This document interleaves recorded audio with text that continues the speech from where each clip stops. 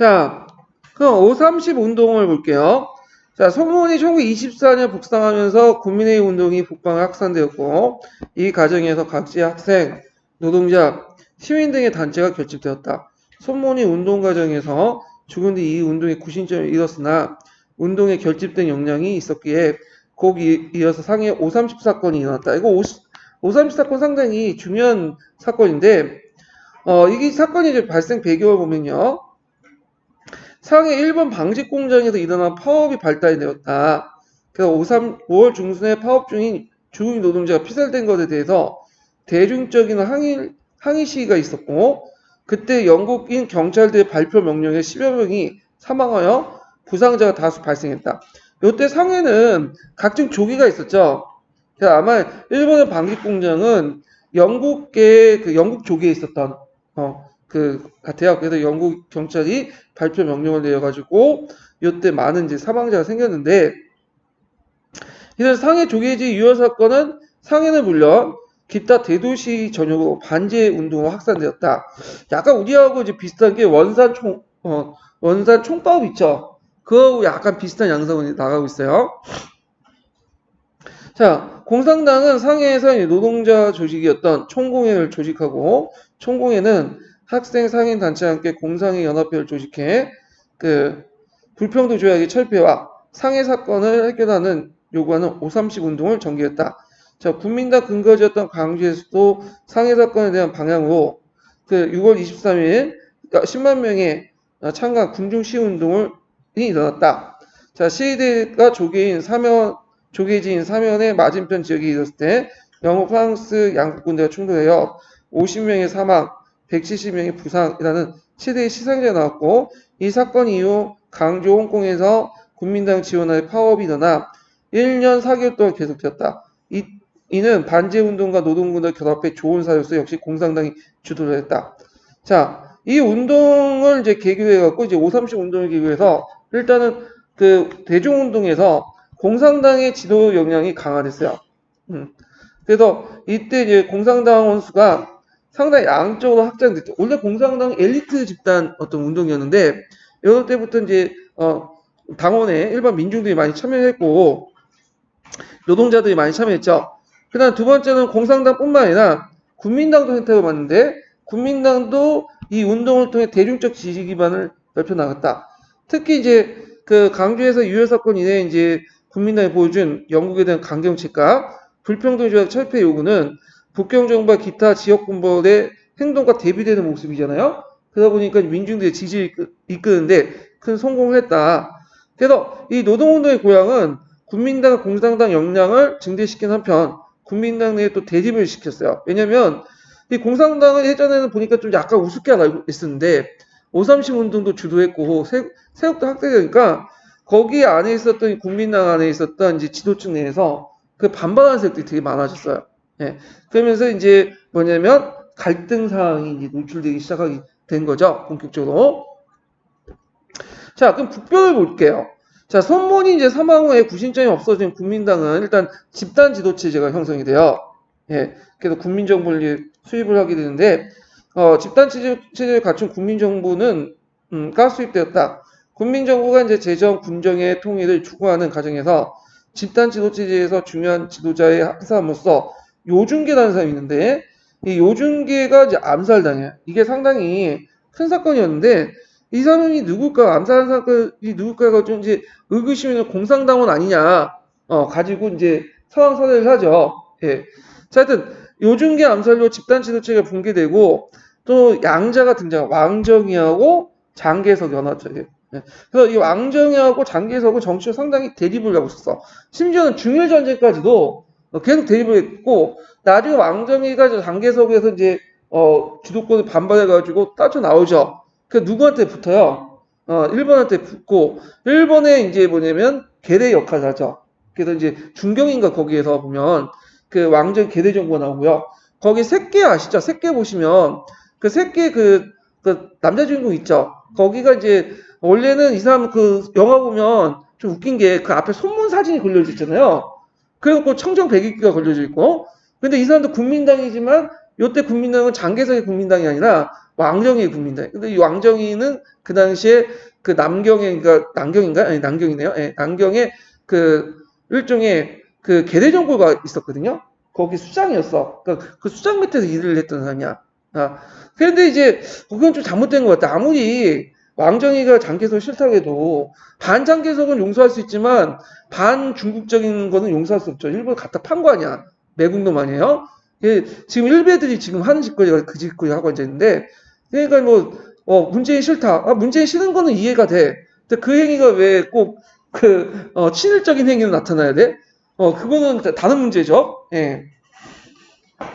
자, 또 이건 나중에 일이고, 정치적 지도권을 장악한 왕정이가 군사적 기반을 가진 장개석이 서로 보완한 체제였다. 그래서 왕장 연합 체제로 이제 결속을 다진 국민정부는 정부 내에 각 군대가 가지고 있는 지역 활거적인 성격을 목목상 없애기 위해서 당군을 제1군.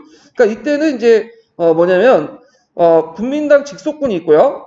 그 상에서 여러 또 그 세력들이 또 이합집산이 있어서 같이 국민당을 협력했었어요. 그래서 이때는 호남군도 있고 운남군, 강동군, 복공군, 예, 군민 또 혁명군, 예, 국민혁명군은 통국상이 이끌었던 부대인데 이들은 것도 원래 국민당 애들인데 원래는 그 군벌 애들인데 이들 군벌대의 특징이 뭐냐면 좀 이리 붙었다 저리 붙었다 그래, 심에 의해서. 예, 그래서 이제 일단은 국민당을 중심으로 해서 이렇게 해서 다시 이제 편성을 했고요. 자, 그래서 이제 국민혁명군은 아니 말이 잘못했네. 이게 국민 5군은 이제 하는 국민혁명군이겠고 그래서 이제 있고 손문 사방을 전후로 해서 활발해진 그 반공을 추구한 대내 분파활동 억제하고 연속 연공 노동자 농민의 지원하는 당의 노선을 재차 확보하고자 했다. 그러나 1920년 3월에 공산당 지휘하였던 중상화 사건이 있어요. 예. 그래서 군함 중삼의 항토에 해양학을 자신의 쿠데타로 본 장개석. 그냥 이건 해양을 했는데 이걸 장개석이 뭐냐면 그 뭘로 판단했냐면 이것은 자기에 대한 쿠데타다. 지가 해석한 거예요. 예. 그러니까 일종의 뭐 공무사 일종의 공작 사건 이렇게 보시면 돼요. 별것도 아닌 건데 그 공산당 이 사람이 이제 이름을 까먹는데 하여튼 공산당원이 군함 중상을 일구고 항포는 뭐냐면 그 오늘날 강주 있죠. 강주에서 홍콩 흐르는 강이 황포강이거든요. 거기에 해양을 했어. 근데 이것을 이제 자기 명령대로 안 받고 했다. 해가지고 이건 쿠데타다. 그러니까 별것도 그냥 아닌 사건을 가지고 뭐냐 쿠데타로 이제 친소 봉기를 해서 사건을 확대시킨 거죠. 그래서 이제 이걸 계기로 해서 공산당의 지휘관과 소련의 고문을 체포하고 연금하는 중상한 사건이 일어나요. 그래서 이제 이때 이제 왕정이가 잠적한 일로 생기면서 왕장 연합체제가 붕괴되고요. 그래서 이제 이때 이제 실권을 장개석이 장악하게 되죠. 이 중산 사건을 통해서 북벌을 이제 하게 돼요. 그래서 이제 북벌은 이제 하면 이제 북벌의 그 양상을 보면요. 잠깐만 이게 지도가 안 나왔네. 지도가 나와야 되는데. 네. 잠깐만요. 지도를 잠깐 보여줄게. 예전에 한번 시험 문제 나와서. 네.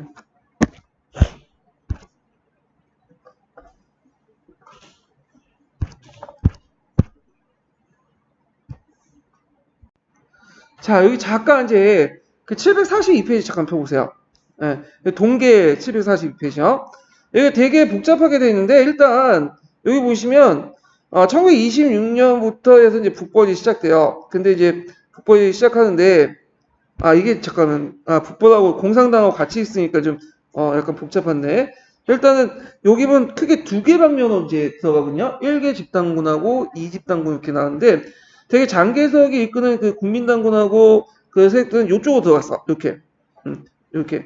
그래서 주로 복권을 올라가서 그다음 절가 상해 쪽으로 해갖고 이렇게 남경으로 이렇게 하고요. 그 다음에 이제 나머지 군대 되게 이제 여러 잡군 있죠. 군벌들 이제 연합군은 이렇게 해서 이제 얘네들은 강동을 거쳐갖고 호남 쪽으로 해갖고 이렇게 해서 한양까지 호남 호보까지 이렇게 올라갔어요. 그 이쪽이 이제 올라가면서 중간에 이제 장자림을 이제 치기도 했거든요. 이렇게. 근데 문제는 여기에서 생긴 거야. 이때 이제 그 뭐냐면 장개석이 상해를 이제 점령할 때 상해가 이미 송조망이라는 그 군복이 있었는데 그 당시 총공회 상해 총공회에서 이제 노동자들이 얘를 몰아냈어. 그래서 이제 국민당군을 이제 받아들이거든요. 근데 이 장개석이 절강자본들과 손을 잡고 내부 쿠데타를 일으켜.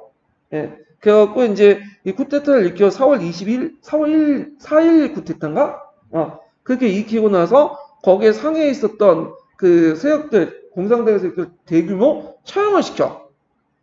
그 과정에 모택동의 두 번째인가 첫 번째 하나가 죽어요. 예, 같이 연기돼가지고. 자, 그러니까 이제, 들어서 이제 상해를 해서 노동자 세력들 다 죽이고, 사회주의 세력 죽이고, 남경에 들어와서, 남경에 따로 이제 뭐냐면, 그 국민당 정부를 만들어요. 물론 그 전에 이제 요 행위에 대해서 분격한 무안에 있었던 요 세력들, 그러니까 국민당 좌파하고 그 다음에 공산당 세력이 무안 정부를 이제 구성이 되죠. 그래갖고 요 남경 정부하고 무안에 있는 두 개 정부가 대립을 하게 국변한 과정에서. 근데 문제는 무안과 남경 중에 어디가 더 경제력이 있을까요? 남경이. 파워도 군사력도 누가 크네? 남경이. 결국에는 이 남경에서 무안에 올라오는 그 저기 물자라든지 이런 걸 다 차단시켰고요. 금융 지원은. 뭐 그러니까 이제 물자 지원이나 물자나 그 다음에 그 돈줄 있죠. 돈줄 다 차단을 시키니까 이제 요게가 이제 무한히 어떻게 해요? 흔들리겠죠. 거기다가 거기에 이제 있었던 공산당 세력들이 이 호남소 호북등 지역에 여기가 곡창지대거든요. 거기에 무슨 여기 토지 개혁한다고 토지 분배하고 막 강제 지주 뺐고 그러니까 그 안에 있었던 이제 국민당 출신의 장교들이 반발도 있었고 그리고 그 국민당 좌파 세력들이 보니까 이거 공산주의 정책을 실시하는 것 같아. 거기다가 또 이제 그 코미테름에서 편지가 보냈는데 그 국민당 쪽으로 비밀 편지였는데 그 내용을 보니까 국민당 세력을 뒤엎고 독자의 정부 수집해라. 안 되겠다 해가지고 그 당시 국민당 좌파 세력들이 공산당을 다 쳐내고요. 누구한테 합류해요? 남경을 합류가 됐어요. 예. 그러면서 다시 이제 전역을 가다듬고 북벌을 하게 되죠. 그 북벌하는 과정에서 요 상동성 일대 누가 또 들어와? 일본 애들이 상동 충돌을 하잖아요. 세 번에 거쳐갖고. 그 제남에서는 이제 뭐냐면, 거길 또 점령하고 이제 북벌 방해하려고 하니까, 그 장개석이 얘네들하고는 싸우면 시간이 지연되니까, 그냥 피하고, 계속 북쪽으로 올라가죠. 그러니까 이 북쪽으로 올라오니까 장제님이 여기에서 더 지킬 수 없으니까 어디로 가요? 만주 튀죠. 그러면서 여기에서 폭사당한다. 그래서 이제 전반적으로 그 1928년에 북경을 점령함으로써 북벌이 완성이 되죠. 이런 과정을 이제 걷게 되는데, 자, 그러면 다시 이제 여기 보고 다시 할게요. 한이중.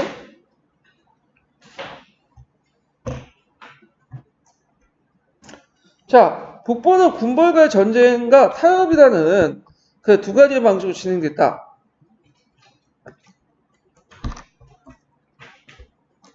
본격적인 북벌을 들어가기 전에 강서성이 국민혁명군에 편입되는 것을 필두에 조초에 군벌군이 싸우는 대신 타협을 택했다. 그래서 이제 북벌의 진척에 따라서 국민정부군이 그 당시 점령지였던 호남, 호북, 강서를 확대되면서 점령지역의 지배권을 둘러싼 대비 당내에서 발생을 했고요. 아까 좀 두 개의 흐름이 있었다고 했죠? 1집단군, 2집단군 이렇게. 12월 13일 반장개석과 국민당 인사와 그 다음 호남 호북의 군벌 및 공산당원들이 회의를 이제 열어서 중앙당부와 국민정부를 무한에 두기로 결의했다. 자, 그러니까 이제 장개석은 1927년 1월 3일 날 회의를 열어서 중앙당부와 국민정부 자신의 그 남창에 두기로 하고 남창에서 이제 나중에 이제 남경을 옮겨요. 이거는 뒤에 양장한 공방이 계속되는 가운데 3월 중앙집행위원회에서 장개석이 장악하고 있었던 중앙혁명부 사령관의 권한을 대폭 약화시키는 권한을 취하고요. 그 다음에 이때는 4.11에서 이제 유명한 상해에서 반공적 입장을 바뀐 정변을 일으켰죠. 이걸 4.11 정변이에요. 되게 유명한 정변인데 그 북벌군이 상해를 점령하기 전에 상해에서 노동자들이 공산당 지도에 무장봉기를 이뤘고 군벌을 몰아내는데 장개석이 4월 21일 날 노동자 공산당 다수를 학살하는 사건이 일어나요. 이게 이제 국공학자 결례의 첫 신호가 되죠. 그래서 이제 4.11 정변 후에 수도를 남창에서 남경에 이제 옮겨갖고 남경 군민정부를 세우게 되죠. 그래서 무한정부는 장개석 정변 후에도 한동안 국공합작을 유지했어요. 무한에서는. 근데 무한정부가 재정적 기반이 마련할 수 없었다. 무한정부의 재정적 불안정은 국벌 과정에서 급속히 발전하여 호남 후부의 급진적인 노동자 농민운동이 이제 더욱 심각해졌다. 이들 대중운동 역시 공산당 지도에 이른바 컸다. 그러니까 지주의 토지 몰수 등을 포함한 농민운동은 군민혁명구에 들어가 있던 군벌부대에 불만을 샀고 그들 자신이 지주였던 이들 그 군벌 출신의 군민혁명구는 급진적인 농민운동의 반공적 사분까지 일으켰다. 자, 공산당 지도하에서 대중운동과 군벌 출신의 국민혁명의 충돌이 일어난 가운데 코미테로는 토지 국유화 시 공산당과 노동자 농민부장 등에 지시한 전보를 보냈는데 이 전보가 나중에 국민당에 알려지죠. 그러면서 공산당이 쫓겨나고요. 결국에 무안에 있는 국민당 좌파 세력들도 공산당과 합작에 결렬되고 그리고 국민당과 남경하고 이제 합치게 돼요. 그러면서 3년 동안 어쩌서 국민당과 공산당의 합작 관계가 깨지게 된다. 합작이 결렬된 후 무한정부와 남경정부 통합 움직임이 나타났다. 그래서 이제 명분을 만들기 위해서 장기에서 하야를 해요. 이 사람 툭하면 하야. 네, 잘 보시면 알겠지만 뭔가 정치적 사건이거나 위기가 처했을 때 하야라는 걸 통해서 하야를 일단 하고 이제 자기들끼리 이제 뭐냐면 명분을 이제 마련한 다음에 다시 복귀해요. 예. 그래갖고 이런 식으로 이제 하야를 하고 명분을 만들어 놓고 무한정부 측 인사들이 남경에 가서 국민당과 국민정부의 통합작업을 진척해 나갔다. 자, 1928년 초에 복직한 장개석은 당내 분규를 정리하고 자신의 군정 대권을 확보한 후 대중운동을 통제하는 방침에 의해서 한때 중지됐던 또 북벌을 제기했고요. 이때 서북의 강력한 군부였던 풍옥산과 산서 군부였던 연선산도 국민혁명군에 들어가겠다. 제가 지금 말을 예전에 잘못한 건데 국민혁명군이 그 군벌 그 장개석 집계군하고 여러 이제 북벌군들의 총칭을 얘기한 거고요. 제가 잠깐 착각했던 게 풍옥상이 국민혁명군이 아니라 풍옥상 그 군민군이라는 게 있어 따로 이 사람은 그걸 얘기했는데 이제 이때 풍옥상이 들어온 거예요. 예, 좀 수정해 주시고요. 자, 그 6월 북경을 장악하고 있었던 봉천파 군벌이었던 장자림이 북경을 넘겨주고 자신의 근거지였던 만주로 퇴각하던 중 일본 강동군에서 폭사됐죠. 이걸 이제 강동 모중대 사건이라고 해요. 일본에서는. 자, 국민혁명군의 싸움 없이 북경을 점령하고 12월에 장자림의 아들로 만주를 지배하고 있었던 장하량이 국민정부에 복종하겠다는 의사를 표시함으로써 그 군벌 시하에 그 중국은 국민정부에 통일됐다. 이걸 이제 뭐라고 했죠? 동북 깃발이 바뀌었다 해서 역치라고 하죠. 자, 그러니까 국민당의 북벌 완수함으로써 반제 반군벌이나 국민혁명의 목표를 온전히 달성하고 보기는 없다. 왜냐하면 아까 얘기했지만 이제 올라가면서 군벌들 하나하나 토벌하고 올라간 게 아니라 일단 북벌굴 안에서도 국민 초기 때부터 거기 강서군벌도 있었고 올라가면서 연선상 풍국장 이런 사람도 다 모여 또 합류했잖아. 그러니까 실제로 통일했다고 해도 군벌 세력들이 계속 잔존하고 있었어. 그러니까 이제 그 장개석이 이제 통일하고 나서 제일 문제가 뭐냐, 이 군벌도 어떻게 처리할 것이냐. 근데 이 처리하는 과정에서 결국 군대 개편 작업을 하게 되고 그 과정에 불만을 느낀 이제 그 뭐냐면 군벌들이 연합해서 장개석에게 개기게 되죠. 그게 유명한 반장전쟁이 일어나게 되는데, 자, 하여튼 뭐 이렇게 이제 있고, 그러면서 이제 남경 국민정부가 이제 형성이 돼요. 예. 그러면 동기에서 잠깐 이제 북벌 관련된 내용을 좀 보고 넘어갈게요. 자, 장개석의 북벌 볼게요. 손문이 사망한 후 국민당은 중도파인 장개석과 좌파인 왕조명에 의해서 통일사업이 개성되었다. 1926년 7월 국민혁명군 총사령관 장개석은 정군의 총동원령을 내서 제국주의 말국 군벌들에 타도하고 통일정부를 수립하기 위해서 북벌을 단행했다. 오랫동안 북벌의 합정에 시달리고 있던 민중은 북벌군이 열렬하게 환영하였다. 그리하여 국민혁명군은 마치 무인지경에 같이 각지의 군벌들을 격파했다. 이게 두 달 후에 무한 삼진이 점령되고 오페부군이 일소된 후 다시 양자가 건너서 송정방의 분고지인 남경을 함락하고 무한의 왕조몽을 수반하는 용공의 무한정부가 수립됐다. 남경과 상해를 점령한 장개석은 새로운 문제에 봉착하게 되었다. 즉 지금까지 그의 노선은 국공학자에 의한 군벌과 제국주의 상대로 싸웠으나 앞으로 진로는 공산당 합작으로는 중국 통일이 불가능하게 인식하게 되었다. 그래서 상해에 무슨 자본과 연결되냐면 민족 자본과 이걸 절강 자본인데 또 어떤 책에는 매판 자본이라고 하더라고요. 예, 약간 표현이 다른데 하여튼 그 절강 자본들을 중국에 진출하고 있는 외국 자본가들이 국민당 공산당 연합을 가장 두려워했기 때문에 더구나 국민당 혁명군 중심적인 장교들은 대부분 지주나 향신 출신들이 많기 때문에 공산당이 주장하는 토지개혁이나 사유재산 철폐가 반대하는 세력들이었다. 그래서 이제 광개석은 그 당시 농촌의 지휘층, 도시의 자본가, 군벌, 그리고 뭐 외국 자본가의 지지를 얻기 위해서 공산과 결별이 불가피함을 인식하게 되죠. 근데 원래부터 예전에도 장개석이 그 중상 사건에도 볼 수 있듯이 뭔가 공산당은 별로 안 좋게 생각했어요. 방공세력 중에 그 반공주의자였거든요. 자, 하여튼 이런 또 정치적 경제적 목적에 의해서 이제 쿠데타를 일으키는데 이게 상해 반공 쿠데타.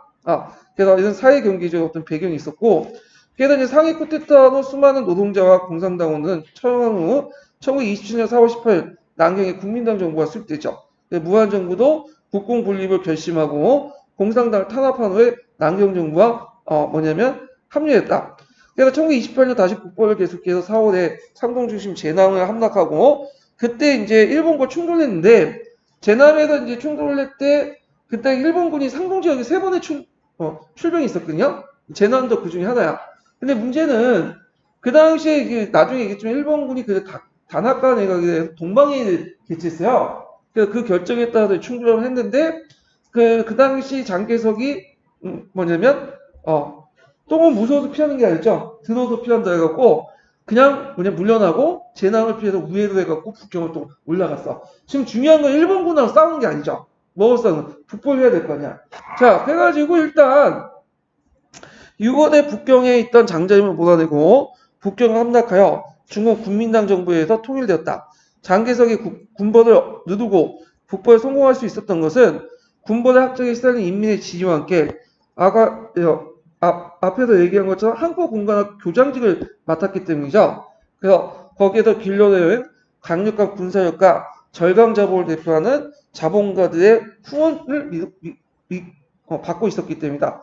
절강자본은 상해를 근거지의 금융산업가로서 이들의 중심 세력은 재계와 전계에 하락한 사람들로 그 중에 강소, 절강 지역의 출신이 대부분이었다. 이들은 양무운동 이래의 관료자본과 외국자본의 종속된 매판자본을 기반으로 성장한 민족자본이긴 하지만 제국주의와 유착된 매판자본가로 고리제보 대자본과 밀접한 관계를 가지고 있다. 이와 함께 장개석 정부의 사상적 기반은 국민혁명 이래의 독립과 통일을 추구해온 그 민족주의 조류이며 이는 남경 정부의 성격이기도 했다. 신해혁명 이후에 나타난 군벌이 대부분 민주주의 착취한 반민족주의와 제국주의 앞잡이 노선에 비해서 장개석은 민중의 혁명운동을 이용하여 그들의 지지 속에 근대국가를 성립할 수 있었다. 그래서 이 장개석이 뒤에 이제 욕은 얻어먹긴 했지만 군벌하고 좀 성격이 다른 그 집단들이죠. 그래서 이걸 설명을 하고 있죠. 그래서 이런 내용들 좀 기억을 해두시면 되고, 자, 그 다음에 뒤에 이제 모태통 관련된 내용이 있는데, 이거는 좀, 나중에 이게 거의 국민당 정부는 뛰어먹었어. 어떻게? 뒤에부터는. 자, 일단, 한의조 다시 돌아가죠.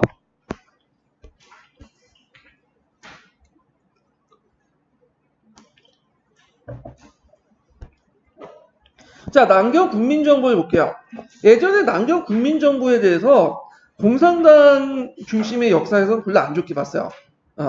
거의 남경을 국민정부 되게 비난하면서 상당히 부정적인 면만 되게 부각시키고 그랬거든요. 근데 최근에는 또 체제 내 개혁이라는 모토 아래 상당히 또 좋게 보기 시작해. 그래도 좀 긍정적인 모습도 이제 부각시키고 그랬거든요. 그래서 이제 남경 국민정부 관련된 내용이 나올 가능성이 있어요. 그 예전에 훈정시대라고 해갖고 훈정정치 관련된 내용이 시험에 나왔죠. 장기들 훈정정치. 자, 그러면 내용을 볼게요.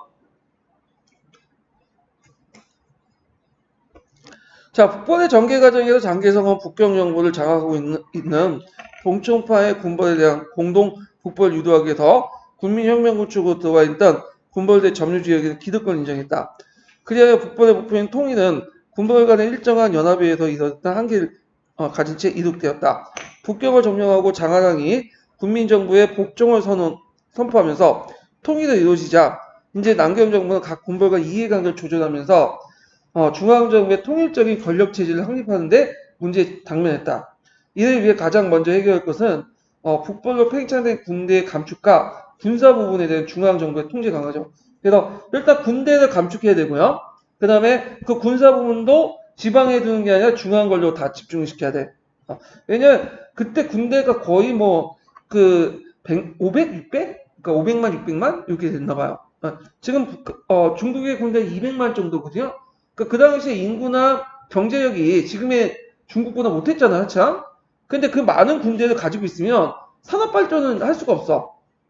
그리고 이들 군대가 이제 지방에 활발하고 있으면 중앙의 권력이 약해질 수밖에 없겠죠. 그러다 보니까 이제 이렇게 이제 하는데 그거는 이제 제 중앙 권력 강화는 뭐 청나라나 그 위안스칸이나 뭐 국민당이나 공산당 다 마찬가지인 것 같아요. 일단은 정권을 장악하면 지방 세력들 어떻게 통제를 하고 중앙 권력을 집중할 수밖에 없겠죠, 이거는.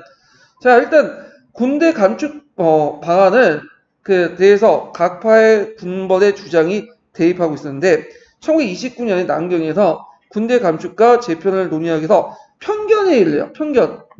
그래서 이거 외워두세요. 편견이라는 것은 무슨 의미냐? 일단은 편자가 뭐야? 편지하다는 거야. 뭘 통해? 군대를 편지한다는 거야. 그래서 군대를 편지하기 위한 회의를 열어요. 그래서 이제 이때 이제 앞에서 북벌 통해서 군대를 감축하자. 그래서 편견 회의를 했는데 문제는 이렇게 회의를 하고 나서 문제는 어떤 문제가 생기냐면 국민당 그 장개석 직속군 있죠. 직속군은 약간만 주죠. 그런데 북벌군에 참여했던 뭐냐면 군벌대 군대는 대규모 감축을 해요. 그러니까 받아들일 수가 없는 거지. 결국에는 편견회의는 어떻게 성공하지 못했어요. 그 내용을 보면요.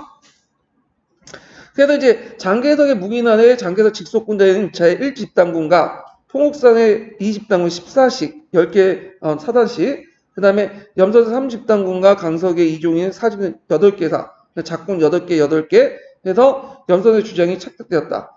그리고 전국에 8개 평경군을 나누고 각 평경구와 중앙지휘부대는 11개사를 넘지 못하고 해서 이렇게 군비를 제한을 했고 그런데 이제 문제는 요게 이제 8개 평경군에서 그 장개석의 직속군이 몇 개를 차지하는 거야? 4개를 차지하는 거야.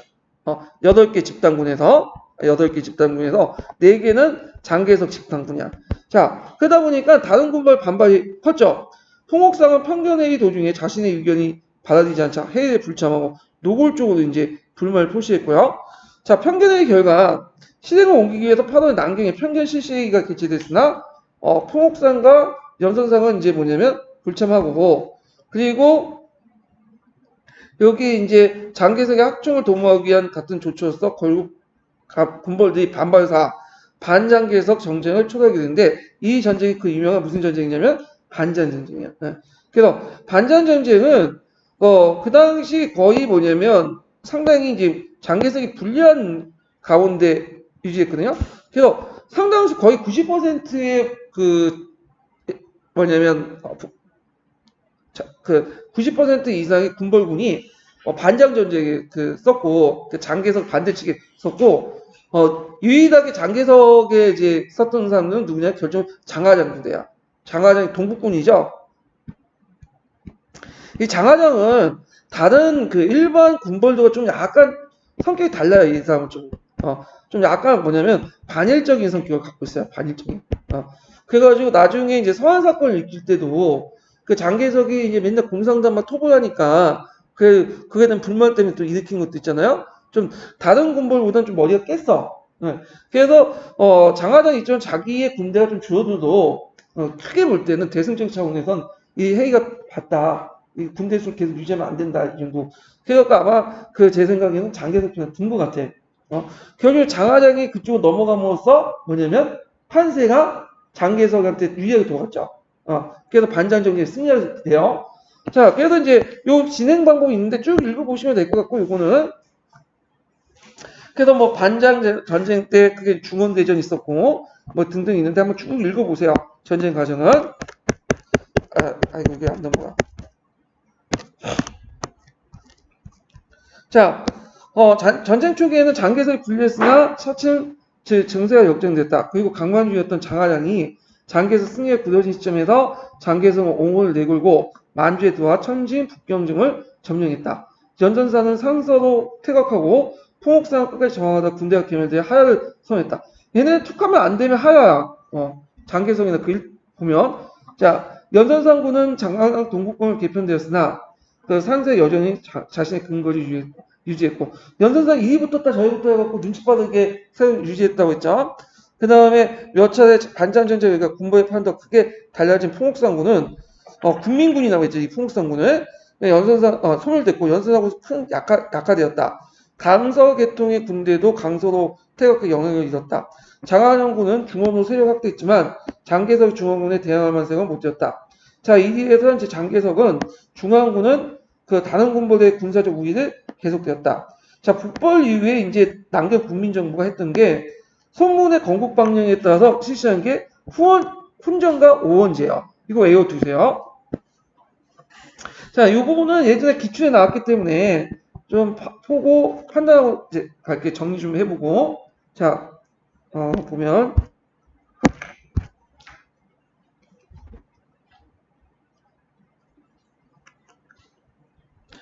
자, 거기 이제 잠깐 이제 넘어가서 상식적으로 알아둘 게 뭐냐면, 남경 국민정부를 이끌었던 4개 가문이 있어요. 유명한 가문. 어딜까요? 일단 장개석 집안 장씨. 그 다음에, 송씨 집안이 있어. 송씨. 예. 그래서 송씨는 뭐냐면, 원래는 이제 송문이 있었는데, 송문의 재정적인 지원자가 같은 동양 출신이었던 친구였던 찰리송이라는 사람이 있어요. 이 사람이 손문을 많이 지원해줬거든요. 근데 이제 찰리송에게는 3명의 뭐냐면 딸이 있었죠. 그래서 송예정하고 송경련 그 다음에 송미전 이 여자들 다 유명해. 네. 그래서 송예전 첫 번째는 공상이하고 결혼했어요. 이 공상이는 누구냐면 이제 절강자본의 이제 대표적인 사람이야. 그다음 송경련은 누가 결혼했냐면 송문하고 결혼했어. 예? 송문하고 결혼했는데 찰리송 당연히 반대하죠. 왜냐면 나이 차가 20살 정도 더 났으니까 그 자기 딸뻘하고 결혼한 거야. 그래서 원래 송문 첫 번째 부인인데 죽었고 그래서 이제 송경련이 아버지가 너무 반대하고 집안을 틀어갖고 이제 나가지 못하니까 사단을 내어가지고 2층 집인데 그 나가고 결국엔 송문하고 결혼했어요. 예. 근데 이 사람은 이제 좀 약간 성향이 반장 성격이 있어요. 그러니까 반장 성격이 있어갖고 나중에 누구한테 붙으냐 모태똥하고 붙어요. 그래서 중국이 이제 중공에 의해 통일된 후에 그 부주소까지 올라갔죠. 예, 상당히 좀 중국에서는 우대를 해줘요. 왜 우대가 있어요? 누구의 부인이기 때문에 손문의 부인이잖아. 그래서 이 사람이 상당히 정치적 영향력이 막강해. 자, 그 다음에 마지막 그게 송미영인데 송미영은 누구하고 결혼했냐면 장개석하고 결혼했죠. 그래서 퍼스트 레이드를 활동했는데 나중에 대만 갔다가 미국까지 갔는데 이 여자가 오래 살았어. 90살까지 장수에 살았다고 해요. 하여튼 그 송씨 집안의 3명의 뭐냐면 여자들이 상당히 유명해요. 중국 역사상. 예. 그래갖고 이제 예전에 송씨 황조인가? 송씨 왕조인가? 하여튼 뭐 그 영화 나왔잖아요. 그래갖고 이제 하여튼 저도 봤는데 자, 하여튼 이 집안이 상당히 유명하고 아까 이제 공상이 집안이 공지학 집안인데 이건 절강자본을 이제 대변하고 있고요. 진씨인데 진씨는 진기민이라는 사람이 있어. 진기민은 뭐냐면 장개석이 젊었을 때 잠깐 해당에서 역할을 했어. 해당 삼합회인가?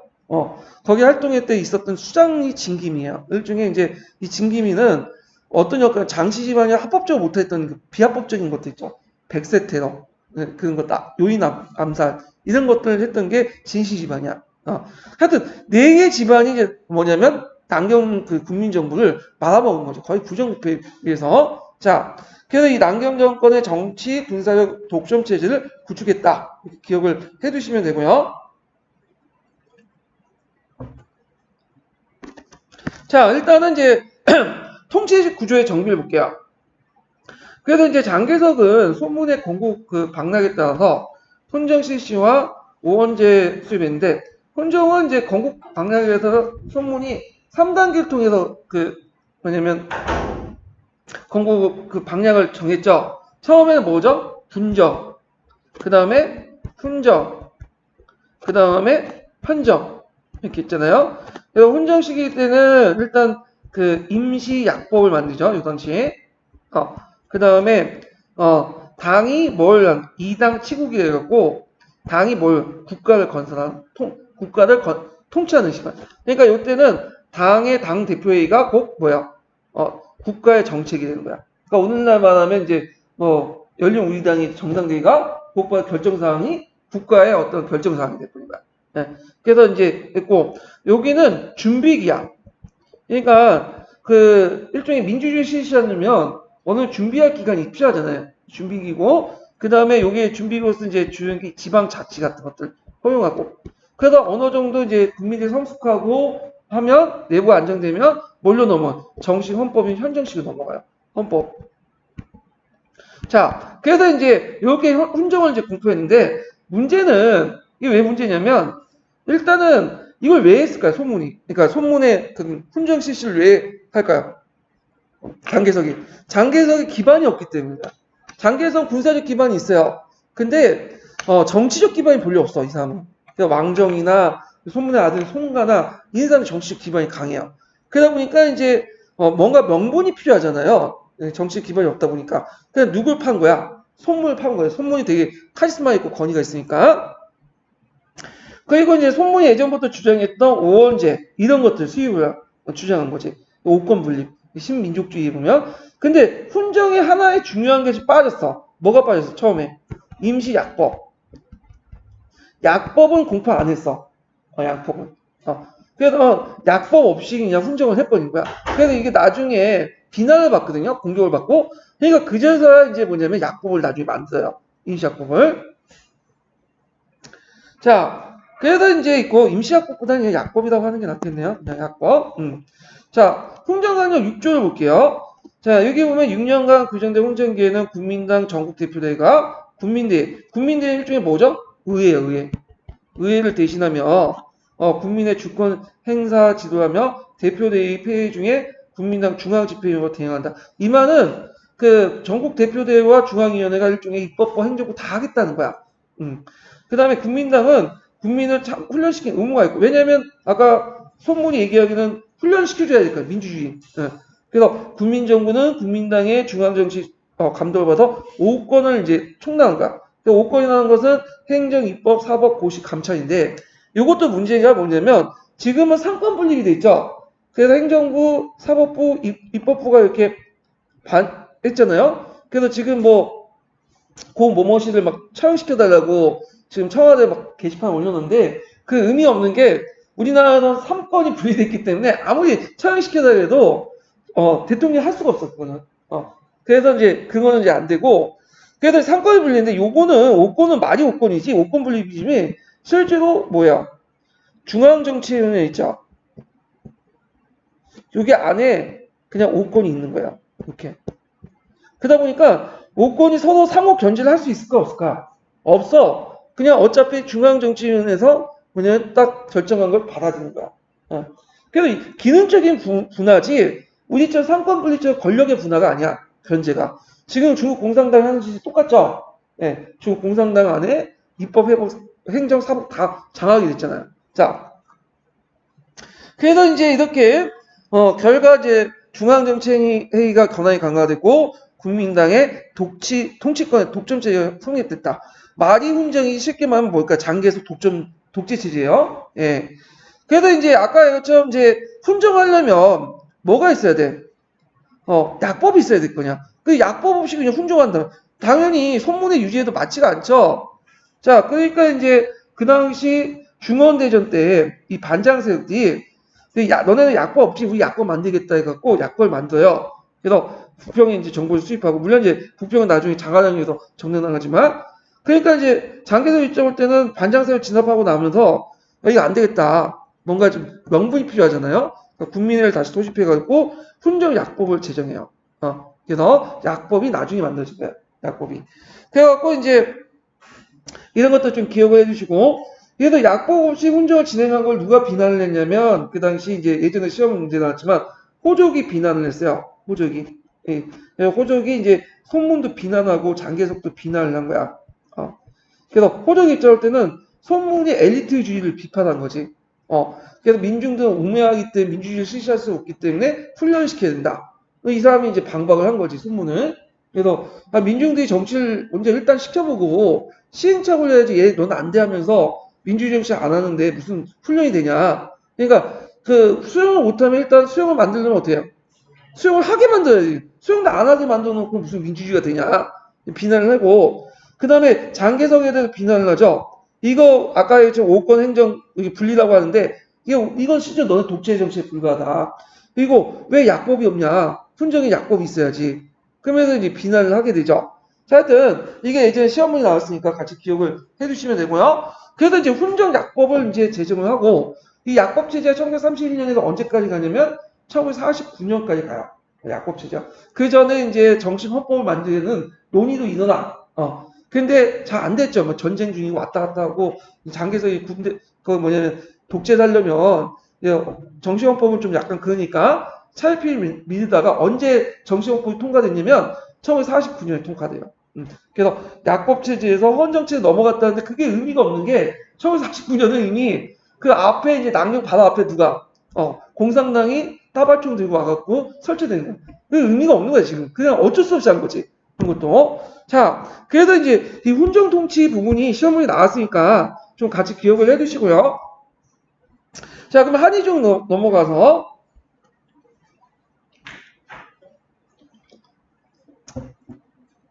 자, 1928년 10월 국민당 중앙집행위원회는 훈정강령 6조를 통과시켰다. 이에 따라 6년간의 구정된 훈정기에는 국민당 전국대표대회가 국민대회를 대신해 국민의 주권 행사를 지도하고 대표대회가 폐회 중에 국민당 중앙집회위원회를 대행한다고 했다. 그리고 5권 분리 입각에서 일단 이렇게 행정, 입법, 사법, 고시, 감찰 5권을 총괄하는데 문제는 누가 총괄하는 거야? 국민당 중앙정치회의 때문에 실제 독재 정치예요. 그리고 국민당 국민을 훈련시킨 의무가 있다. 뭘 통해? 지방자치를 통해서. 근데 지방자치도 잘 안 됐어. 그러니까 훈정을 내걸지만 훈정을 100%다 소화한 건 나도 아니야. 예. 자, 이 결과 이제 훈정기에는 이제 중앙집행위원회와 중앙감찰위원회, 당향지를 포함해 90명의 위원으로 구성된 중앙정치의 조직과 권한이 크게 확대되고요. 그래서 이제 여기에서 모든 그 국가에서 다 모든 걸 처리됐죠. 그래서 여기 내용들 좀 기억을 해두시면 되고, 그 다음에 이제 여기 보면 그 1929년 3월에 국민당 제3차 전국대표대회를 열어서 국민당이 중화민국의 모든 통치권을 책임지고 필요에 따른 당이 인민의 집회에 결사, 언론, 출판의 자유를 법률로 제한한다고 할 수 있다. 지금 그대로 공산당이 했던 거 똑같이 하죠 지금. 그러니까 국민당이나 공산당이나 이념만 다를 뿐이지 하는 짓은 다 똑같아. 왜냐면 얘네들이 보고 잘한 게 뭐예요? 항제 독재체제 2000년도가 했잖아. 그러니까 자기들이 그 항제를 비판하면서도 실제로 뭐야? 항제 독재체제가 그대로 이어받은 거야. 다만 예전에는 항제 혼자가 통치했죠. 근데 지금은 누가 통치한 거야? 국민당, 공산당이 통치한 거야. 그래서 지금 공산당이 그 항제 역할을 지금 계속 하고 있는 거잖아요. 자, 중원대전에 이제 승리를 앞두고 장개석은 1930년 10월에 훈정의 기초를 보다 확고하기 위해서 약법 제재를 위해 국민회의를 소집하고자 제안했다. 아까 말했죠. 약법 자체가 없었잖아. 근데 중원대전에서 이제 그 앞에 반대 측에서는 너희는 왜 약법 없냐? 약법 있다. 이런 식으로 하니까 일단 국민회의를 소집을 하고 그래갖고 이제 장개석은 자신의 독재체제 수입에 대해 호화민의 반대를 두고 약법을 기초로 이제 가능했다. 그래서 그 당시 이제 그 1931년 5월에 국민회의를 통과된 그 당시 중화민국 훈정 시기의 약법에서 훈정 시기의 국민당의 전국 대표가 국민대회를 대표해 중앙 통치권을 행사하고요. 대표대회 회의 중에 집권으로서 중앙집행위가 행사하는 훈정 강령을 명령해. 이건 실제로 말하면 국회 없이 뭐 하겠다는 거야? 이당 치국하겠다는 거야. 당의 명령이 꼭 뭐야? 국가의 명령이야. 그리고 당의 실권을 갖고 있는 중앙집행위원회가 지 멋대로 하겠다. 그 중앙지표위원회 최고 수장이 누구였어요? 장개석이죠. 그러니까 장개석이 자기 멋대로 하겠다는 거야. 쉽게 말해서. 자, 그런 것들 이제 보시면 되고, 국민정부의 주석 한 명과 약간의 위원을 두되 국민당 중앙집행위에서는 선임하기로 규정했다. 그때 이제 국민정부의 주석으로 취임한 사람이 장개석이다. 그래서 군사 재정의 실권을 장악했다. 이렇게 보시면 돼요. 참고로 중국에서는 한 지역이나 어떤 뭐 기관의 제일 높은 사람을 주석이라고 해요. 주석. 예. 그러니까 우리도 연협하고 이제 임시정부 때 주석제를 도입했잖아요. 예. 그래서 이제 뭐 주석이 우리처럼 대통령이라는 의미가 아니라 어느 자리에서 제일 높은 부분, 그러니까 어느 그 단체나 어떤 조직의 제일 높은 사람을 주석이라고 해요. 주석. 예. 북한도 뭐 북한 좀 약간 중국의 영역 주석 근데 주석제 폐지됐죠. 예. 자, 하여튼 이로써 홍정계 국민정부는 지방분권적 민주주의 요소를 제약한 독재 체제적 성격을 띠게 되었다. 국민정부가 출발한 민주주의 요소는 제한해 대중적 기반을 얻는 노력을 포기한 점은 장기적으로 때 국민정부의 당명을 초래했다. 그래서 독재체제를 고수하기 위해서 필연적으로 언론에는 통제가 강화되고 이 가운데 남경정부의 비민주적 성격이 민심의 위반을 가져왔다. 그래갖고 이제 이후부터 이제 훈정기 때부터는 뭐 언론과 자유는 명분에 불과하고 실제로 다 통제했다. 지금 누굴 보면 중국과 똑같은 짓을 하고 있어. 그때 당시에도 그 피가 어디 가겠어요. 뭐 거기서 가겠지. 자, 그래서 요 내용들 그냥 쭉 읽어보세요. 그냥 언론 탄압하고 독재하고 막 그런 내용들이야 그냥. 그래갖고 이제 쭉 있고 언론 탄압의 역사들이 쭉 있죠. 자, 그 밑에 이제 송씨 세제면 되게 유명하죠. 요거 보시고 그 다음에 이제 나중에 이제 근대화 시도가 있었다. 그래서 요거만 좀 볼게요. 이거는 이제 예전에 그 관련돼 갖고 이금 폐지 과정에서 그 관련된 세제 개편 내용이 요즘에 시험 문제 나왔어요. 여기 부분에. 자, 한번 읽어보면 자, 남경 국민정부는 비록 초기에 반장 전쟁을 진압하는 데 성공하긴 했으나 끊임없는 내전 후 국내 건설 사업에 많은 차질을 빚었다. 안은 공산당의 도전과 박근혜 일본의 침략에 직면해 근대화를 추진해 나갈 시간적 공간적 여유를 가질 수 없었다. 공산당의 1차 국공합작 결렬 아래 농촌 배후지의 독자적 근거지와 소비에트 정권을 세울 만큼 세력을 확장을 했고 일본은 만주로부터 하북지방까지 침략을 손길을 뻗치고 있었다. 공산당과 관련돼서는 이제 그 동계 부분 좀 약간 자세히 들어갔고, 요 끝나고 좀 읽어볼게요. 동계 부분에서. 자, 모태똥이 장개석의 남경정부를 중국혁명의 타도 대상인 지주와 매판자본의 연합정부를 규정한 이래 남경정부는 단료 독점자본을 옹호한 민족자본의 발전을 저해했다는 식으로 부정적 평가를 받아왔다. 그러니까 최근에 연구성과에서 남경정부에 대해서 나오는데 의미를 두죠. 그래서 연구성과들이 좀 나오기 시작했는데 일단 그 연구성과 내용을 보면 외교적 측면에서 보면 비록 국력이 약한 측면에서 완벽한 관세 자주권 회복이나 그 영세제법권 폐지 같은 거 의지 못했지만 1928년 30년 사이에 체결된 새 조약에 관세 자주권을 규정하는 등 제국주의 세력에 뺏긴 주권 회복의 노력을 어느 정도 해보았다. 여기에서 이제 그 관세 자주권이라는 뭐냐면 그 원래 남경조약이나 이렇게 이제 외국하고 이제 조약을 맺을 때 관세권을 줬는데 관세를 중국에 자체적으로 한 게 아니라 항상 합의를 해야죠. 협정관세죠. 우리가 이제 나중에 미국하고 이제 구함할 때 그 조미통상조약을 맺을 때 협정관세를 줬잖아요. 예, 이런 것들이 계속 남아 있었는데 나중에 이 관세 자주권이 회복이 되기 시작해요. 물론 완벽하지 않지만, 예. 근데 이상하게 여기에서는 또 일본이 지지했다고 그래요. 왜 일본이 지지했냐면 일본도 한동안 서양 열강국부터 관세 자주권을 뭐냐면 그 뺏겼거든. 그래서 관세자주권하고 뭐 그 영사 그 재판권 있죠? 그래서 이런 것도 일본이 또 뭐 폐지하는데 또 주장을 또 동의해주고 뭐 그런 건데 자 하여튼 관세자주권 회복으로 국민정부 관세를 인상할 수 있었고 또한 국내 산업의 보호로 하는 관세를 마련해 각종 산업진흥정책을 거쳐서 공업제품에 대한 통일 소비세를 부과할 수 있었다. 이걸 이제 줄여서 뭐라고 하냐면 통세라고 해요. 통세. 그러니까 우리식으로 따지면 부가가치세 이렇게 보시면 돼요. 그러니까 우리 제품에 10% 부가가치가 붙잖아, 부과되잖아요. 그러니까 통세가 한번 이제 통일 소비세가 딱 부과되면 이제는 나머지 지역에서 세금을 부과할 수 없어. 그러니까 종전에 뭘 폐지시켰냐면 이금을 폐지시키고 대신에 통세를 신설했어요. 이금 폐지 요구는 이제 계속 그 외국 정부에서 요구했던 거거든. 그래서 폐지하고 통세를 설치했다. 이것이 예전에 시험 문제 나왔죠.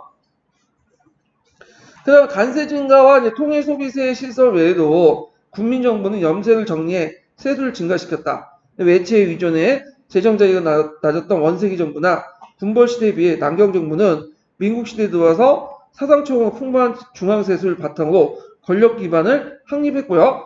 그다음 경제적 측면에서 이제 자본주의 지향을 가지고 있어서 그 당시 이제 중국 자본주의 발전을 도모했다. 그래서 1차 세계대전 이후에 이제 나름대로 그 뭐냐면 국산품의 수입품을 대체하고 수입 대체 공업화가 경공업 중심으로 이루어졌고요. 자, 이러한 공업화는 경제법의 정비, 수입관세 인상에 비롯한 국내 산업의 보호 정책, 통화 정책 통일과 그 안정화, 그 다음에 각종 산업의 뒷받침을 가능한 거다. 요때 이제 국민당이 그 통일하고 나서 각 지역 정권, 군벌 정권이 받았던 화폐를 이제 다 없애고 뭘로 통일시키냐면 여기 있지만 법회로 통일돼요. 법회. 그래갖고 이제 이렇게 폐쇄 개혁을 하면서 집회 개혁을 하면서 나름대로 국가의 경제권을 통일시키는 거죠. 나름대로 의미가 있죠. 물론 이제 법회는 나중에 뭐 그 항일 전쟁이나 국공 내전기에 너무 많이 찍어냈다 보니까 인플레이션이 일어나서 이제 약간 이제 뭐냐면 가치가 떨어지긴 하지만 하여튼 법회를 통일했다는 거. 자, 그 밑에 있죠. 그래서 이제 국민정부의 통화정책은 산업발전에 크게 도움이 되었다. 종래의 각종 은하를 기본한 동전, 지판은 멋대로 유통되었는데 이런 은본위제에서는 국제적인 은가 병력에 따라 외국 환율이 크게 오르내어 국내 경제에 큰 악영향을 미쳤다. 국민정부는 1933년에 일정한 무게를 중시로 갑을 매겨 은량을 폐지하고요. 1935년에 폐지개혁을 해서 정부계통의 은행이 발행한 법회로 통일했다.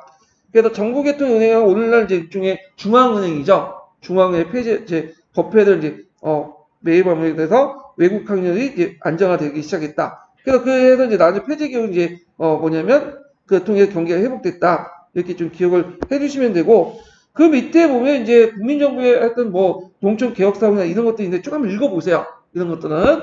자, 그래서 여기에서 말하고자 하는 건 뭐냐면 물론 이제 여러 가지 한계가 있겠지만 예전에 그 국민당 정부, 공산당 정부가 국민당 정부를 비판한 것처럼 남경 정부를 아예 깍깍이 무시하고 비하하는 것가 아니라 최근에는 남경의 국민정부의 업적들을 좀 약간 부각시키려는 그 연구들이 이루어지고 있다. 이렇게 좀 기억을 해두시면 될 것 같아요.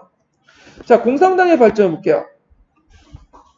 자, 공산당을 일단 동계 보고 한의중 보고 그 다음에 이렇게 해서 볼게요. 자, 먼저 이제 공산당을 볼게요. 공산당이 잠깐만 이게 너무 앞에 빠졌네. 갑자기 왜 튀었나 이게? 빠진 게 아니라 이게 좀 별로 없네 내용이. 여기는 제가 공산당 내용을 거기에 착각을 했어. 거기 어제 강자중사 있죠. 그래서 거기 강자중사는 되게 많은데 동계에는 별로 없어요. 예, 착각이니까 한의종을 중심으로 볼게요 그냥. 예. 자, 여기 이제 제가 공산당은 이제 발전 과정이 있는데 제가 이제 이 부분이 시험 문제 약간 나올 것 같긴 해요. 요즘에. 그래서 공산당 내용을 이제 볼게요. 일단 중국 공산당 활동 좀 정리해서 볼게요.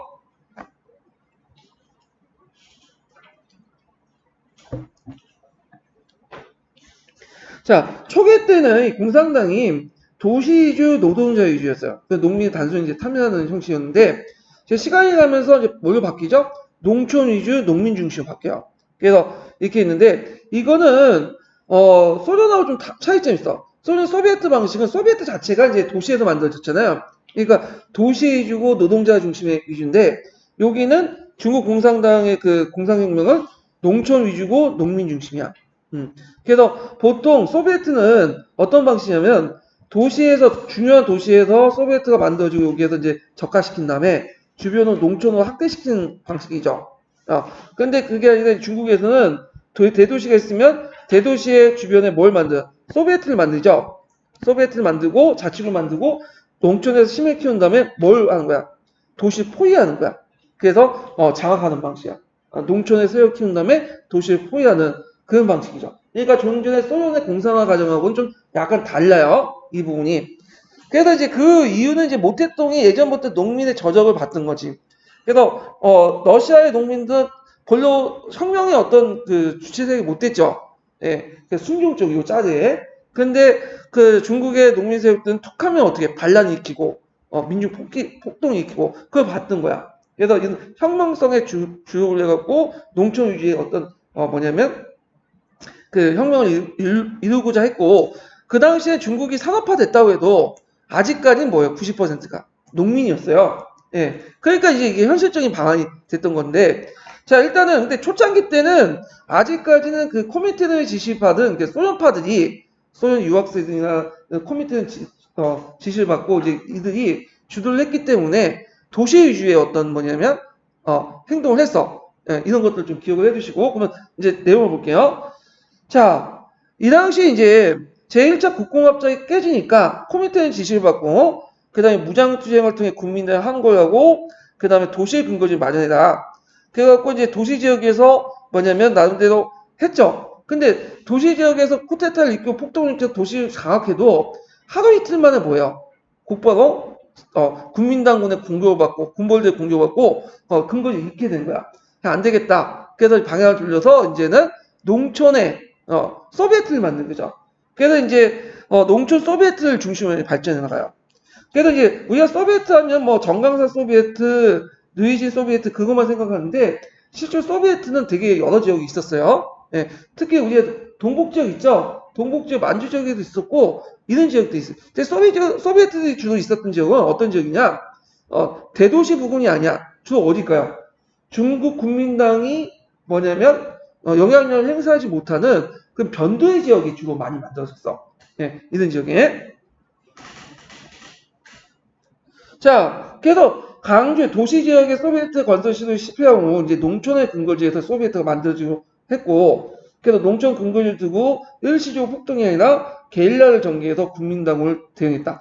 그래서 초창기 때는 그 공산당군이 병력이나 하력이 밀렸기 때문에 전면전을 못했어요. 치고 빠지는 식으로 게릴라전을 했던 거죠. 자, 그리고 이제 유명한 소비에트가 있는데 정강강 소비에트예요. 그리고 이제 정강 소비에트 그 옆에 있었던 느이지 소비에트가 있죠.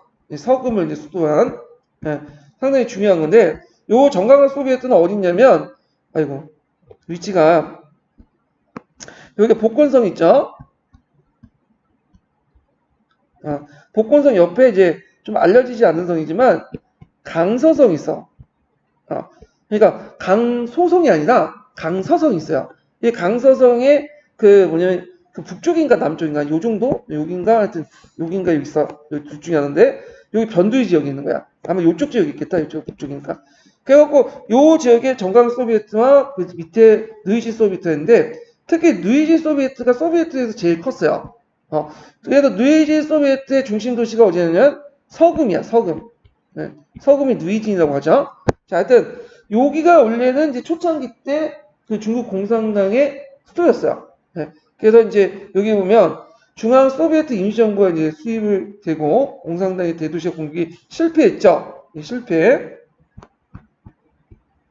자, 그 다음에 반장 정제의 승리, 국민당의 반장 승리 해가지고 국민당이 이제 점점 커지니까 안 되겠다 해가지고 그 당시 누이지 소비에트 이제를 해가지고 그러니까 말하는 국민의 포위 작전이죠. 이거 잘못했는데 하여튼 누이지 소비에트를 대상으로 해갖고 그 당시 국민의 포위 작전을 하게 됐는데 그 입장에 중앙 소비에트 임시정부가 수입되고 누이진에 그 다음에 공산당 대도시 공격 23 노선에 해갖고 했지만 실패했지만 하여튼 했고 나름대로 반장 전쟁에 승리했죠. 장개석이. 그러니까 이제 장개석이 뭘 내세웠냐면 성안 내 후양에 제일 중요하죠. 국내를 편안하고 외적을 물리친다.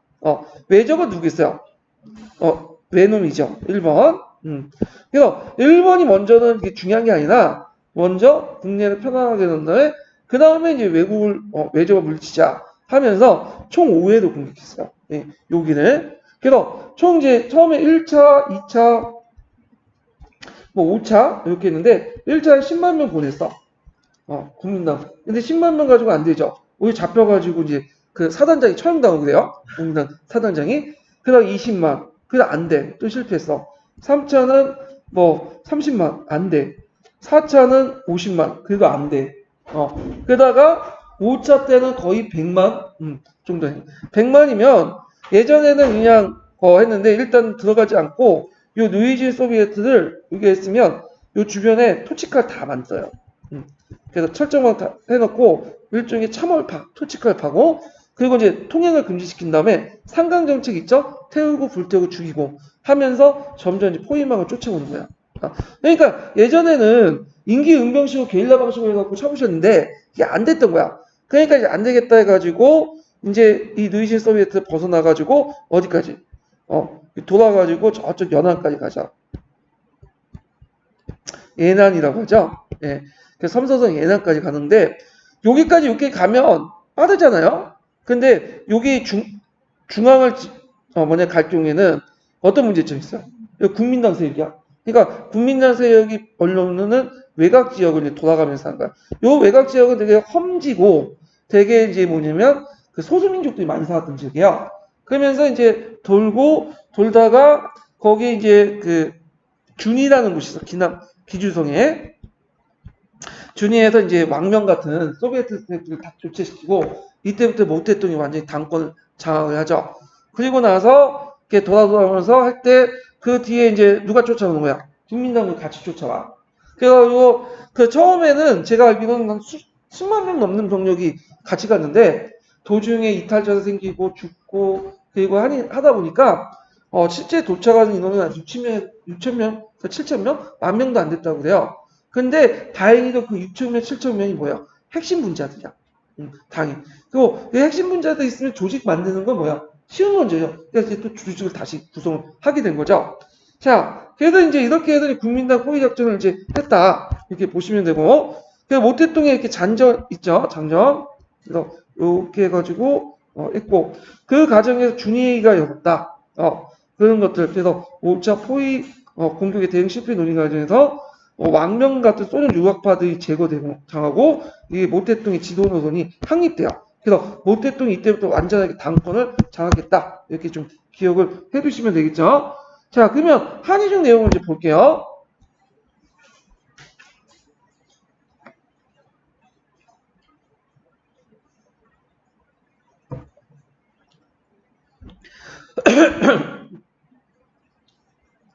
자, 국공합작이 결렬된 후에 공산당은 무장으로 국민당에 항거하면서 독립적인 농촌 토지혁명을 이끌어 나갔다는 방침하에 주덕 등의 공산당 시야의 군대를 동원해서 1927년 남창에서 폭동을 일으켰죠.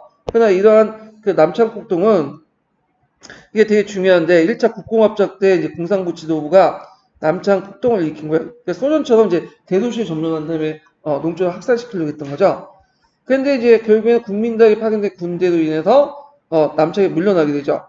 자, 남창 폭동이 실패된 후 긴급회의에서 초대 서기장이었던 진독수와 그의 지도하에 있었던 중앙의 어떤 당 중앙의 노선 오경 기회제로 규탄당하고 국민당에 대한 무장항거와 토지혁명의 수행을 위한 새로운 방침을 정했다. 이때 이제 당의 그 당권 누구한테 들어갔냐면 구추백이라는 인물이 들어가요. 구추백. 그래서 이제 구추백 때 이제 쭉 있는데 이 구추백 이제 이집산 구추백 뭐 해가지고 왕명이 있는데 일단은 이걸 좀 보면 이걸 좀 설명하면 처음에는 구추백이 이제 1차 국공합작 때 끝나고 나서 당권을 장악하죠. 그 다음에 당권을 장악했던 사람이 누구야? 이집삼이라는 사람이야. 23. 그 다음에 세 번째가 왕명이야. 그래서 1차 이걸 자경주의 노선이라고 해요. 1차 자경주의. 그 다음 24는 2차 자경주의 노선이라고 해요. 왕명은 3차 자경주의 노선이라고 해요. 자경이라고 뭐 급진적이라는 거지. 현실에 맞지 않게 너무 급진적으로 해냈다. 얘네들 공통점은 좀 약간의 미세한 차이가 있겠지만 공통점은 뭐죠? 도시 위주예요. 도시, 노동자, 전면전 이런 거야. 이런 것들을 이제 했던 거예요. 소비에트 방식 그대로 받은 거야. 소련이 받은. 그래서 이제 이렇게 했는데 이걸 이제 1차 자경주의, 2차 자경주의, 3차 자경주의는 누구 입장에서 나온 거야? 모태동 입장에서 나온 거야. 모태동 입장에서. 네. 그러니까 모태동 입장일 때 모태동은 뭐냐 그 모태동도 왔다 갔다 해. 이 사람도 뭐 계속 뭐 농민, 농촌 이렇게만 주장하는데 나중에 이제 성립한 건 그렇지만 하여튼 나중에 이제 그 이 사람이 모태똥주의를 만들 때 농촌 농민 중심이었거든. 그러니까 얘네들 입장할 때 현실을 모르는 뭐냐면 좀 급진적인 사고방식 갖고 있는 노선이다 해갖고 이렇게 나중에 자경주의 노선에다 갖다 붙인 거예요. 이거는 모태똥 입장에서. 자, 하여튼 뭐 이렇게 했는데 구추백을 볼게요. 자, 그래서 이제 구추백은 영도에 들어갔다. 긴급회의 방침에 따라서 당은 강번의 농촌 지역에 수수기에 고조하는 계급 갈등을 이용해서 추수폭동을 일으켰죠. 예. 그래갖고 이제 요때는 이제 약간 도시 위주지만 농민의 어떤 것들 같이 이제 하는 좀 약간 정책을 했어요. 그래서 모태똥이 지도하는 호남에서 폭동을 비롯해서 호북, 하남, 삼서, 강동 등의 폭동을 일으켰으나 모두 실패했다. 요때 이제 모태똥이 이제 부각이 됐던 게 추수폭동을 통해서 부각이 됐는데 이걸 좀 볼게요. 1927년 7월 1차 국공합작이 결렬된 뒤 공산당은 추수기에 농민을 동원해 무장 폭동을 일으켰다. 모태똥은 당의 지시에 따라 고향이었던 호남성의 추수폭동을 지도했지만 실패했고 강서 호남 경계의 정강선의 근거지에서 만연했다. 그래서 이 농촌이라도 모태똥은 이제 농촌에 익힌 건 뭐냐면 주장했는데 모태똥이 요구하는 농촌은 그 중심지가 아니죠. 호남선 같이 이렇게 잘 먹고 잘 사는 농촌이 아니라 경계지였어. 왜냐면 그 잘 안 가는 외곽 지역이죠. 그러니까 이제 여기 실패는 정강산으로 들어간 거죠. 자, 그 다음에 이제 다만 강동 일부에서 잠시 소비에트가 세워지고 토지혁명이 일어났으나 그 당시 국민정부에 의해서 진압됐고요. 1927년에 강주에서도 도시폭동 마지막으로 도시와 농촌의 폭동이 끝이 나고 공산당이 이제 농촌 지역에 들어가 근거지를 확보하고도 했다. 자, 근거지가 형성된 가장 대표적인 근거지가 모태똥과 주독의 정강산 소비에트야. 그래서 먼저 모태똥이 군대 안에서 공산당 지부를 두고 정군을 당의 전적위원회가 통일적인 지휘하게끔 하고 부대를 개편한 후 정강산에 들어가서 군의 기율을 엄정하게 정해 현지민과 마찰을 취소하고 근거지를 확보했다. 그러니까 군벌부대와 다른 모습을 보여주는 거죠. 예, 차별성을 했고 남창 폭동에서 피한 주독이 부대가 합류했다. 모태똥과 주독은 코미테의 지시에 따라 자신의 부대를 홍군 제4군이라고 명하고 정강산 근거지는 국민정부의 공격을 이겨내고 더욱 확고하게 토지혁명을 실시했다. 자, 이쯤에 국민정부군의 추격을 받아 위기에 처한 공산당은 1928년 모스크바 제6차 전체대회를 열고 그 당시 구추백의 노선 자경 냉동주의라고 비판하고 그 당시 항춘벌을 내세웠지만 실제로 지도자 누구 뽑은 이림산이 주도를 하겠어. 그래서 이때가 이제 제2차 자경주의 노선을 이제 펼치게 되죠. 자, 이립사는 1930년대 들어 공황의 여파와 반장전쟁으로 혁명적 정세가 조성됐다 보고 농촌 도시를 포위하고 도시 안에서 노동자 총파업을 편성해 도시를 점검하기 위한 무장투쟁 노선을 지시했다. 자, 여기에서는 농촌의 도시를 포위한 것은 도시로부터 여러 가지 그 생산물 그런 걸 차단하는 거고 실제로 어디에 초점을 맞추는 거야? 여기에 찾지만 여기에 보조적인 거고 여기가 주 내용이에요. 그래서 도시 안에서 노동자 총파업을 하고 도시를 점검하고 무장투쟁하고 농촌은 도시를 포함해서 그 분위기를 조성해 주는 거야. 그래서 이제 이렇게 했지만 잠시 장사가 점령해서 퇴각 후에 다시 도시에서 총파업과 무장폭동을 해서 큰 손실을 남기 실패했다. 그래서 이집산 노선을 또 비판하면서 또 당은 망명 중심의 28인 볼세비키들 해서 젊은 유학생을 이제 뭐냐면 지도에 들어가대요. 그래서 이것도 제3차 뭐냐면 왕명 자경 노선이라고 하죠. 그래서 이제 그 1차, 2차, 3차 노선을 보면 아까 얘기했죠. 공통점 뭐라고 했죠? 일단 도시 중심이야. 농촌은 보조적인 거야. 예. 그 다음에 게릴라나 이런 거보다는 전면전이야. 그런 것들이 이제 뭐냐면 현실에 안 맞는 거야. 이런 것들이. 자, 그래서 이제 그동안 근거지가 꾸준히 늘어나면서 중앙혁명 근거지를 비롯한 각자 소비에트 지역이 늘어났고 1930년대 공산당은 1930년대에 거쳐서 아니 13개 성에 거쳐서 15개 근거지를 마련했는데 그 중에 이제 제일 큰 게 뭐냐면 그 서금에서 수도한 루이지 소비에트야. 서금을 수도한. 그래서 소비에트 대표들이 1931년 11월 중앙 소비에트 전국 대표대회를 소집해요. 그래서 여기에서는 이제 소비에트 연합회가 구성해요. 소비에트 정부가 형성되고, 예, 그 밑에 이제 뭐냐 당이 있는 거죠. 예, 그래서 소비에트 정부들이 이제 결성해요. 제1차 소비에트 정부가. 그래서 소비에트 정부가 구성되고, 그 다음에 그 1차 전국 대표대회를 이제 소집하고, 거기에 이제 헌법 대강, 노동법, 토지법 이런 중요한 건안을 통과시켰죠. 그리고 강서성 서금을 수도하고 임시 중앙정부를 수립하죠. 그러니까 일종의 국가를 만들면 소비에트 국가를, 소비에트 국가를. 그러니까 종전에 당식으로 운영됐다가 이제 형태가 뭐냐, 국가 형태가 된 거야. 네, 국가 형태가. 이런 건 좀 기억을 해두시고. 자, 그래서 모태똥이 이제 중앙집행위원회 주석이 되고, 주석이 이제 혁명위원회 주석이 선출되어 정치 군사적 측면 보호와 주체제가 성립되었다. 그래서 이제 이에 이제 중국 안에서는 남경 국민정부에 부정하는 또 하나의 정부가 수립되었다. 예. 그러다 보니까 이제 국민정부가 공산당 토벌작전 더욱 강화되죠.